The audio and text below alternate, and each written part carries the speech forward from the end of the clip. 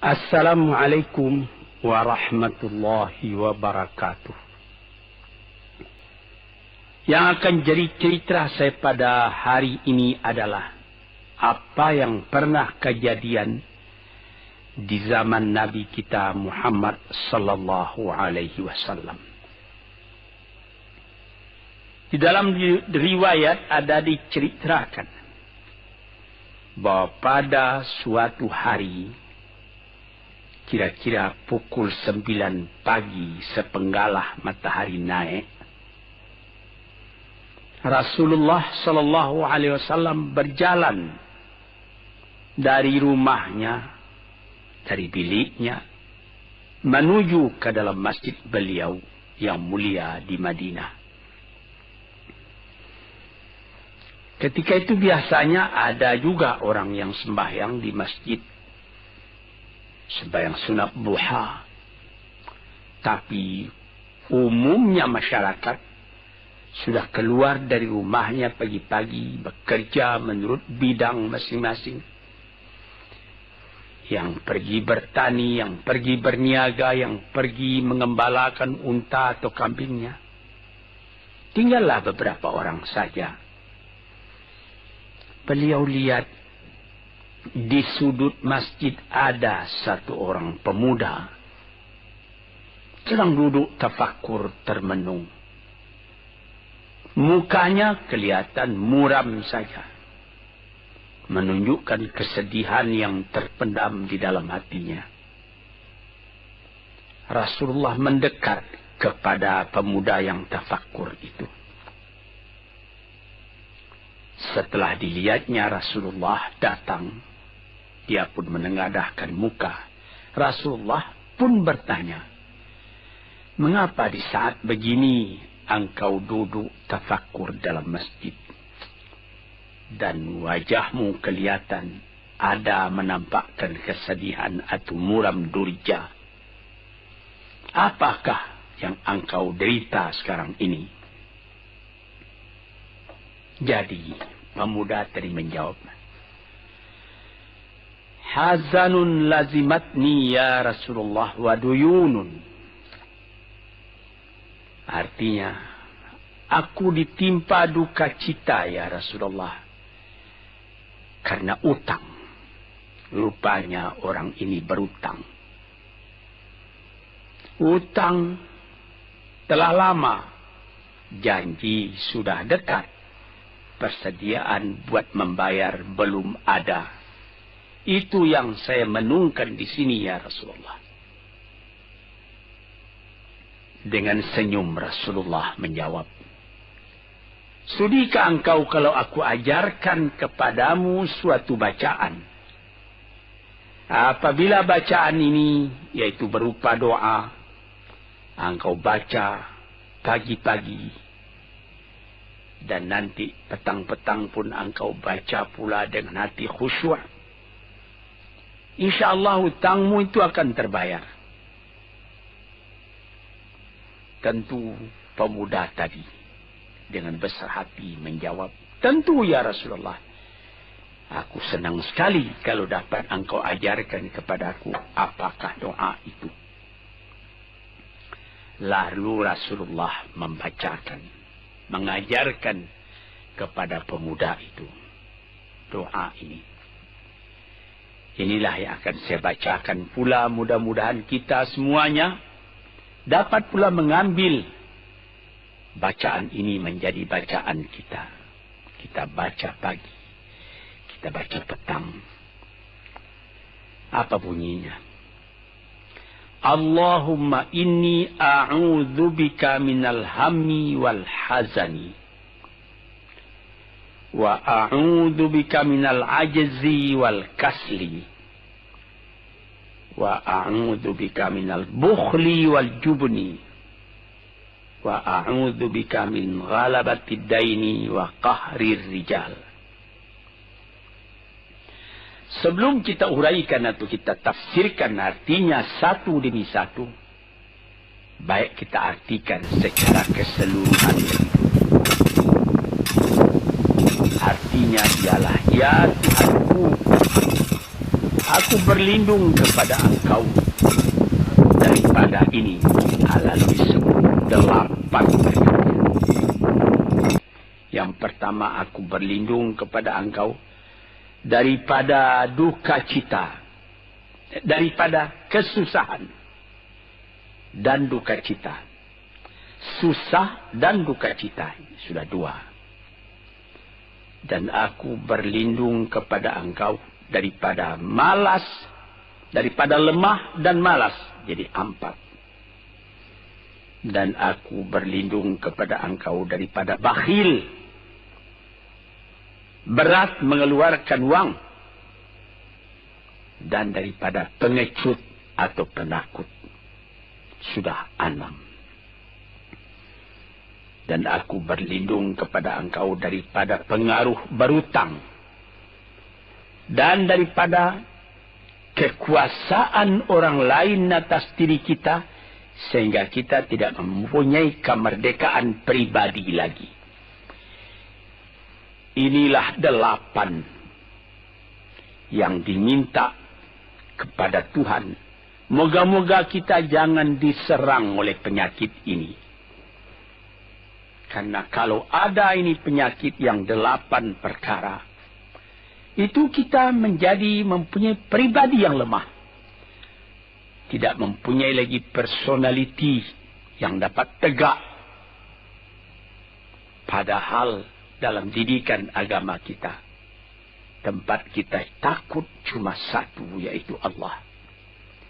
Yang lain tidak ada. Yang pertama, susah. Apabila orang telah susah, pikirannya pun sudah tertumbuk. Jalan untuk maju tidak ada lagi. Padahal dalam kehidupan itu, manusia tidak akan berjalan di atas jalan yang datar saja, yang bertaburkan kembang. Kehidupan itu mendaki, menurun, melereng, berenang, melewati ombak dan gelombang. Itu pasti dalam hidup. Apa yang disusahkan? Kusut, tak ada kusut yang tidak selesai. Keruh, tak ada keruh yang tidak jernih. Apabila pikiran kita telah susah lebih dulu, maka gelaplah jalan yang kita tumpuh ke muka dalam kehidupan tadi. Yang kedua, kita disuruh berlindung kepada Allah daripada duka cita. Yang menyebabkan orang duka cita itu memang banyak. Misalnya, kehilangan barang yang disukai, kematian orang yang disenangi, bahaya yang datang dengan tiba-tiba, orang yang ditunggu sudah lama tidak datang, barang yang dicari tak bertemu, dan lain-lain sebagainya. Lalu tumbuh hazan, duka cita.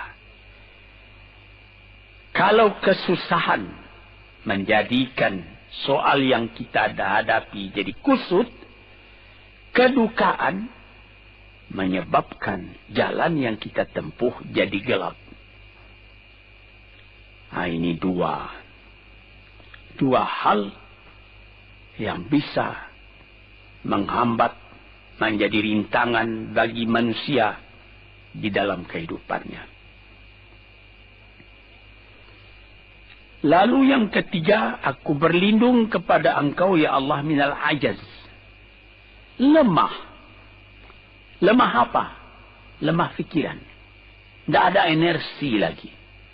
Tidak ada inisiatif lagi.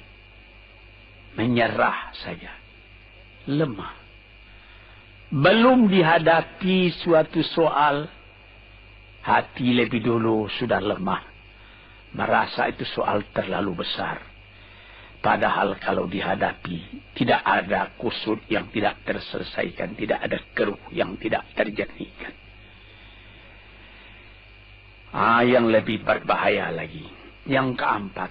Apa? Malas. Kalau sudah malas, apa yang akan dikerjakan lagi? Kita duduk saja termenung-menung dalam kemalasan. Lalu angan-angan banyak, cita-cita mati. Angan-angan hendak terbang, padahal sayap tidak ada.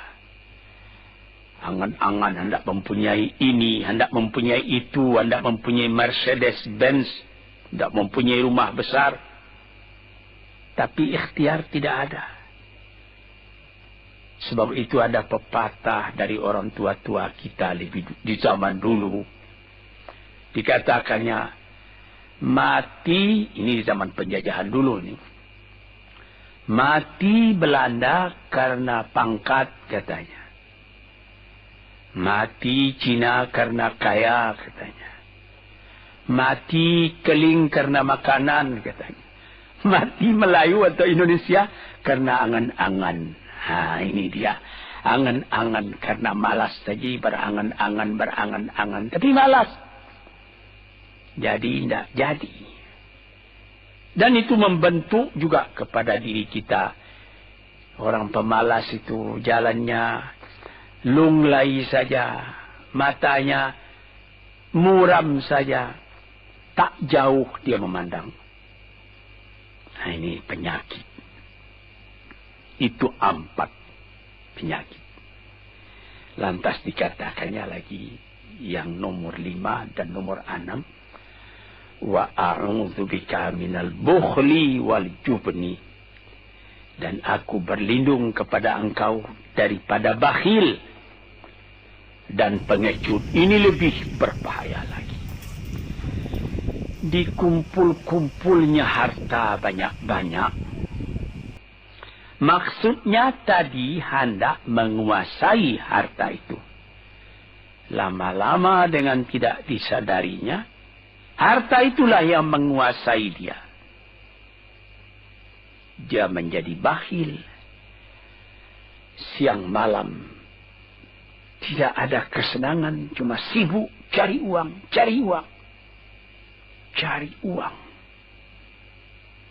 Kemudian simpan banyak-banyak. Gunanya ya cuma mengumpul itu saja.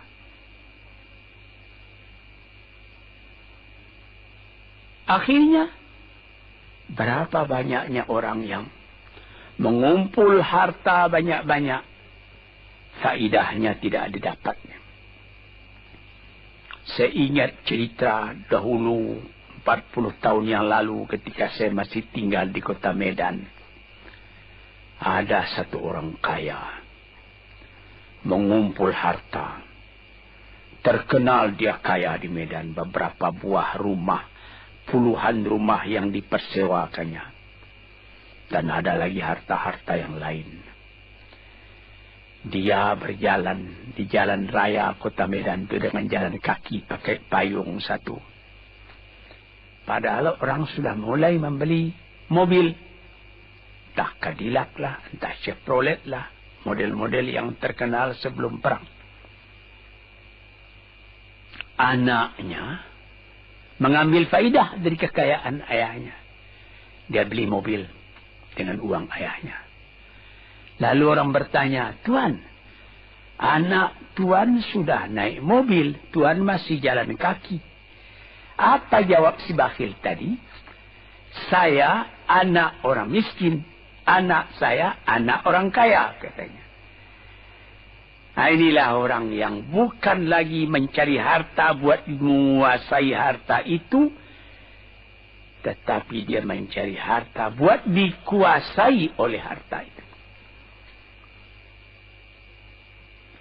Yang nomor 6 lebih jahat lagi. Apa? Jubun, pengecut. Pengecut ini menjadikan separuh dari kehidupan manusia menjadi gagal. Ada pepatah orang. Kalau engkau berniaga atau berusaha, meskipun modalmu tadinya tidak ada, Asal engkau berani, itulah modal utama dalam hidup. Sesuai dengan pepatah Melayu atau pepatah Indonesia lama, dia katakan,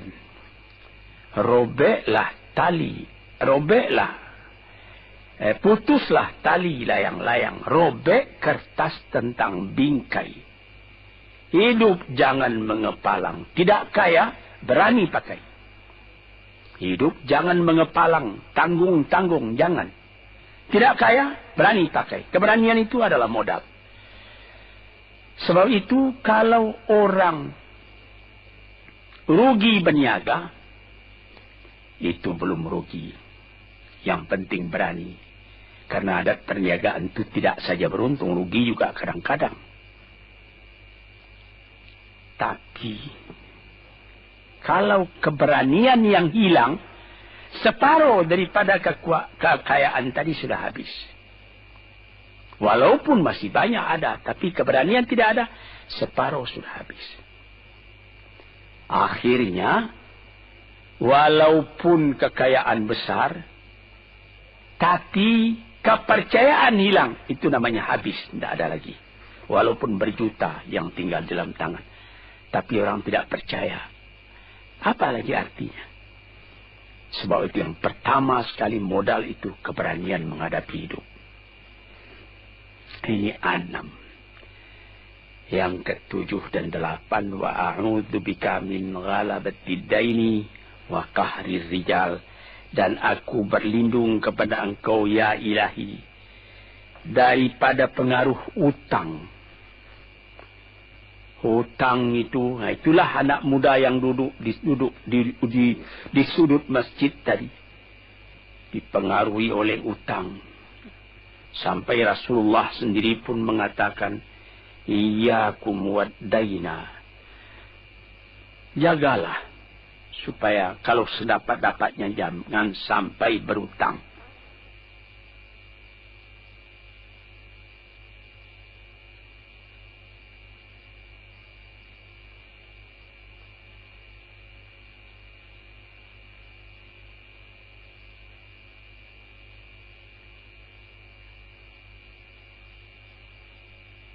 Bisa juga berutang kalau keberanian tidak ada.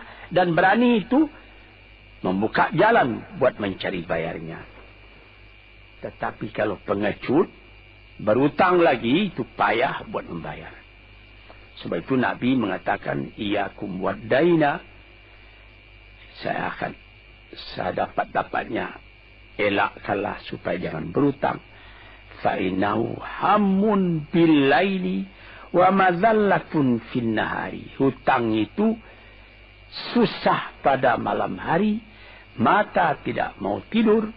Dengan apa imbangan hutang tadi, berapa hutang, berapa yang akan diterima, sehingga mata tidak mau tidur malam itu memikirkan hutang. Akhirnya mazallatun fin nahari, kalau siang hari badan berasa hina, tak berani keluar dari rumah. Kota Jakarta yang begitu besar, bersilang siur, jalan-jalan raya, jalan Tamrin, Diponegoro, Imam Bonjol, Cut Mutia, dan lain-lain nama jalan. Ada orang yang jalan itu bertambah lama, bertambah kecil jumlahnya. Kalau orang lain mempunyai 100 macam jalan, dia paling tinggi cuma 2 saja jalan yang dapat jalani. Jalan dari rumahnya ke tempat yang tertentu. Ke lain dia tidak berani. Kenapa? Karena ada tempat dia berutang. Jadi dikatakan dalam hadis itu, orang berutang malam tak mau tidur, siang malu sama orang. Takut akan ditanyai, takut akan dicari. Ataupun dia berbenam di rumah, datang orang menunggu piutang. Dia bilangkan kepada pembantunya atau kepada anaknya, katakan bapak tidak di rumah. Anak yang tolol atau pembantu yang tolol menjawab, mana bapak? Dia suruh bilangkan bahwa bapak tidak ada di rumah. Kata anak tadi, bertambah susah. Lantas yang nomor 8, wa qahrir rijal. Kita tidak mempunyai lagi kemerdekaan diri buat menyatakan perasaan kita. Karena kita segan kepada orang. Kita terlalu banyak berutang budi kepadanya. Kita terlalu banyak mendapat hadiah daripadanya. Kita terlalu banyak dan lain-lain. Sehingga mulut kita jadi tertutup. Tak dapat bercakap lagi. Ditekan oleh hutang budi kepada orang tadi. Kemerdekaan diri tidak ada lagi. Inilah 8 perkara yang ditunjukkan oleh Nabi SAW kepada pemuda yang duduk tadi. Dapatlah kita mengambil pedoman dalam kehidupan kita sendiri, bahwa yang amat penting lebih dahulu ialah kemerdekaan jiwa. Kalau sekiranya di dalam negara yang telah merdeka, kita sama sekali menyorakkan, meliuk lambaikan kemerdekaan di mana saja kita pergi. Tapi banyak orang yang lupa negaranya telah merdeka, dirinya sendiri telah menjadi terjajah. Bukan Belanda, karena Belanda sudah lebih 30 tahun pergi meninggalkan negeri ini. Dan bukan bangsa yang lain. Tapi penjajahan yang datang daripada sifat-sifat yang lemah yang kita katakan tadi. Kesusahan. Kalau kesusahan kita perturutkan, jalan yang kita tempuh menjadi buntu. Kita tak tahu lagi kemana akan pergi. Susah. Susah. Pagi susah, malam susah. Sehingga kusut benang itu tak tahu lagi jalan keluar. Padahal pangkal dari kesusahan itu bukan dari luar, tapi dalam jiwa kita sendiri, dalam dada kita sendiri. Yang kedua, dikatakan duka cita. Saya teringat kepada satu pantun Melayu atau pantun Indonesia. Dikatakannya, kalau berpiduk jangan bermenung. Kalau bermenung riak pun tiba. Kalau duduk jangan termenung. Kalau termenung hati pun iba. Kalau hati sudah iba, jalan tertumbuk. Sampai ada juga pepatah nenek moyang kita, hati yang marah mendorongkan, hati yang hibah menjauhkan. Sebab itu haruslah kita bersedia membesarkan jiwa kita sendiri. Marfu'ar ra's, maufurul kiramah. Kepala terangkat, harga diri dijaga. Itu. Kemudian dikatakan yang kedua, al-ajaz, lemah, al-kasal, malas. Kelemahan ini juga ada yang karena penyakit. Kenapa lemah saja? Kenapa tiap-tiap pekerjaan yang dihadapi pesimis yang timbul sehingga timbul malas? Kalau perlu, kita pergi kepada dokter, terutama psikiater. Kita tanyai, di mana segi kelemahan ini? Karena kelemahan jiwa, kemalasan, malas dan lemah itu dari jiwa pangkalnya. Ahli-ahli ilmu kesehatan yang telah mendalam mengetahui hubungan antara rohani dengan jasmani kita, sehingga timbul ilmu yang dinamai psikosomatik atau psikoterapi, menganalisa jiwa dari mana seginya, maka timbul lemah, maka timbul malas. Di sini kita memerlukan kuatnya energi. Sebab apabila manusia mempunyai jiwa yang besar, pekerjaan yang besar pun dipandangnya kecil. Tetapi apabila manusia mempunyai jiwa yang kecil, pekerjaan yang kecil pun dipandangnya besar. Kita misalkan saja kedua orang pemimpin yang kita cintai dan kita hormati. Proklamator kita Bung Karno dan Bung Hatta. Mereka mempunyai jiwa-jiwa yang besar. Sebab itu mereka memproklamirkan kemerdekaan Indonesia. Indonesia yang besar yang terjadi daripada puluhan ribu pulau. Dengan 45 kata perkataan, 45 patah perkataan.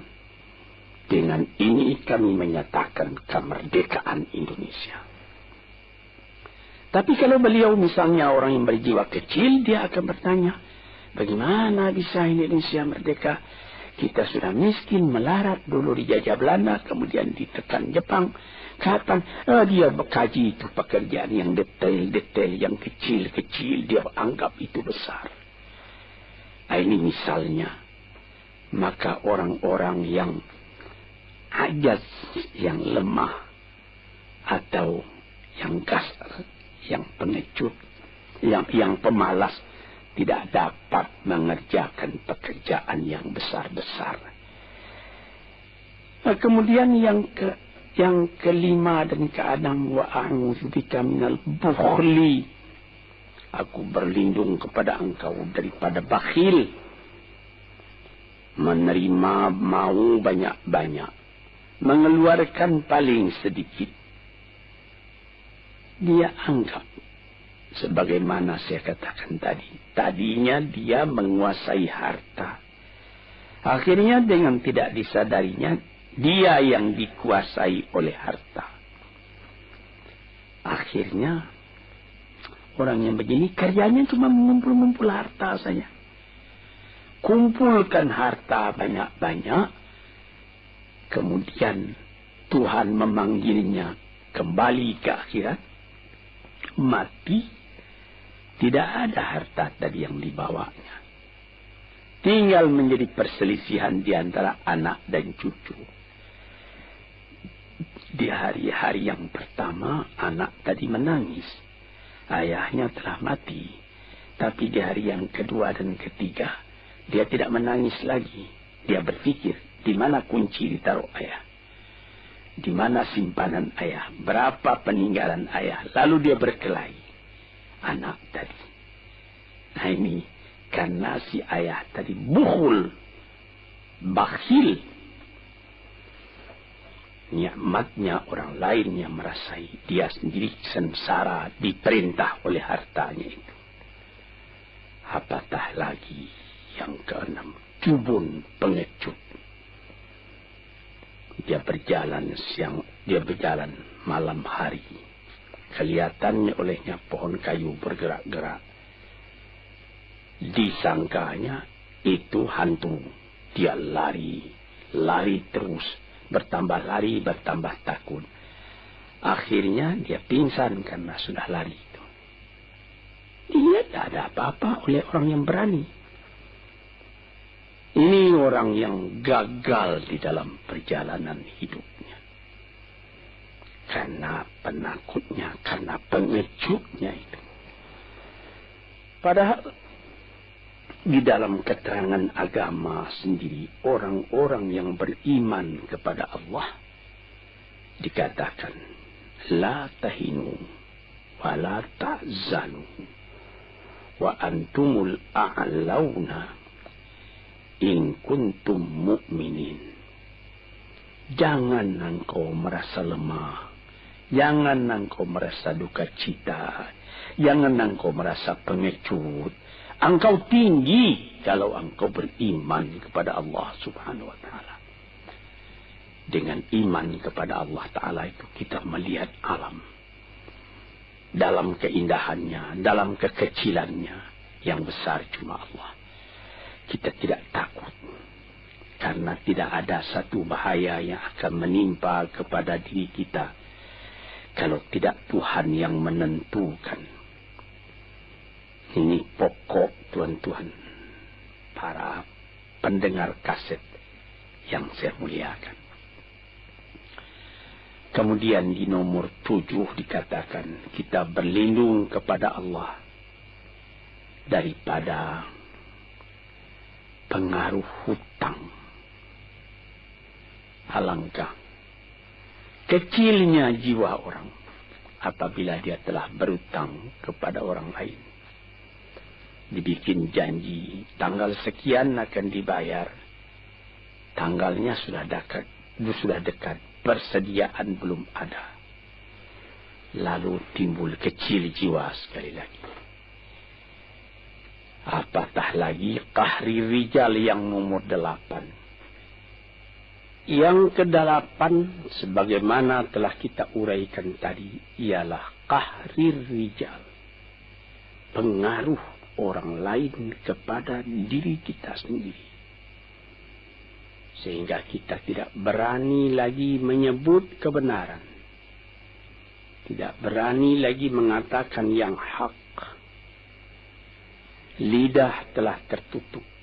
Mulut telah penuh dengan air sehingga tidak dapat dibuka lagi. Segan.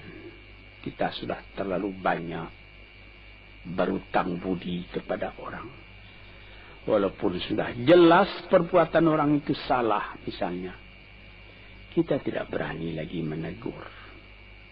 Dengan demikian timbullah di dalam masyarakat apa yang disebut dalam bahasa Arab munafik. Yaitu lain di mulut, lain di hati. Hati mengatakan perbuatan orang ini salah. Tapi mulut mengatakan, bagaimana pikiran saya? Bagaimana pendapat Tuhan sekarang tentang perbuatan saya ini? Baik Bapak, ini bagus Bapak. Itu sudah betul Bapak. Padahal tidak. Ini kecelakaan yang nomor 8. Kita minta kepada Allah supaya kita dilepaskan dari pengaruh-pengaruh orang, pengaruh manusia. Sehingga kita tidak berani lagi menyebut apa yang benar itu. Padahal di dalam hadis dikatakan, qulil haqq walau kana murran. Katakan yang benar itu walaupun pahit sekalipun. Ini murah menyebutnya. Tetapi kalau jiwa sudah tertekan, tidak berani menyebutnya lagi. Para pengikut kaset yang tercinta, itulah 8 perkara diperingatkan, dituliskan, diajarkan, disuruh hafal oleh Nabi kepada pemuda yang beliau dapati termenung duduk seorang diri tadi. Dengan patuh dia turuti kehendak Nabi. Dia baca itu tiap pagi. Dia baca itu tiap sore. Dia pahamkan apa isinya. Lalu timbul energi baru dalam dirinya. Semangat yang baru. Langit pun kelihatan cerah. Bintang pun kelihatan berkelap-kelip. Matahari pun kelihatan bercahaya. Dan dia sudah melihat kehidupan ini dengan mata yang terang. Kemudian dia bertemu dengan Nabi. Ya Rasulullah, saya mengucapkan terima kasih. Penyakit-penyakit tak ada pada saya lagi. Utang saya sudah terbayar. Dan saya akan memulai hidup yang baru. Inilah jawab dari pemuda tadi. Dan inilah jadi pedoman pula bagi kita kaum muslimin. Kalau kita terjadi pada diri kita beberapa hal, salah satu dari yang 8 perkara itu. Baca doa ini pagi, baca doa ini petang, lalu berusaha. Jangan cuma berdoa. Berusaha, berdoa dan berusaha. Allah akan membukakan kepada kita pintu rahmatnya. Memberikan nikmatnya yang berlipat ganda. Sehingga segala sesuatu yang di kiri kanan kita menjadi kekayaan, menjadi inspirasi buat maju ke depan di dalam kehidupan ini. Bapak-bapak, saudara-saudara, pendengar kaset yang saya muliakan. Moga-moga pengaruh dari hadis ini, daripada doa ini masuk ke dalam diri saudara, dan saudara menjadi orang muslim dan merdeka yang sejati. Sekianlah pandangan saya. Moga-moga ada manfaatnya bagi para pendengar dan peminat kaset yang tercinta. Assalamualaikum warahmatullahi wabarakatuh.